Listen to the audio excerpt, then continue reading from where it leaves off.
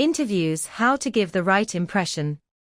Remember that in these meetings, not only are your prospective employers interviewing you, they also are worrying about how you think they are coming across. The first rule, then, is to spend time and energy admiring and appreciating the performance that they are giving. It will also allow you to pick up why it is that they have called you in, and therefore you will know which bits of your image you can augment and make more effective. Stage interviews for stage productions are not frequent events.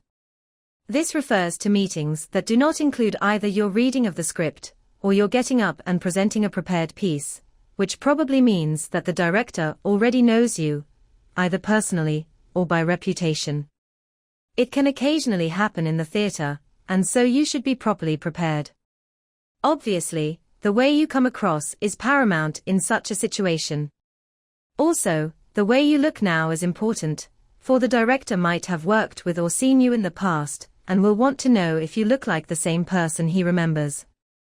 He might want to judge whether you will get on well with the rest of the cast, or with the very awkward star that will be part of the production. Give them a hand and help them find out more about you. Tell an anecdote or a story, entertain them with a joke. Because the whole point of the meeting is for them to get to know how you come across, make sure that you come across well. Often screen productions are cast by interview only. Some actors, when they get very grand, will refuse to read for a part, but will allow themselves to be interviewed. Sometimes the part you are up for will have very little dialogue, so the director will cast by the results of an interview, rather than have you read the odd word or two.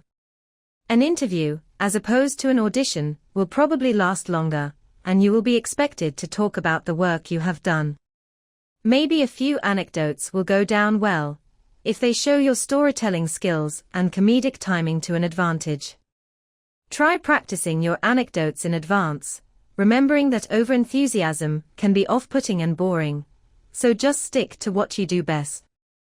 Try to do some of the work of the interviewer yourself. You see, they do not really want to know the intimate details of your life. They just want to get a sense of who and what you are. Instead of letting them do all the slog of asking questions, initiate some story of your own, take over the reins, if it seems appropriate, so that they can relax, and maybe grab a cup of coffee while you do your job of allowing them to get to know a bit more about you and the way you come across.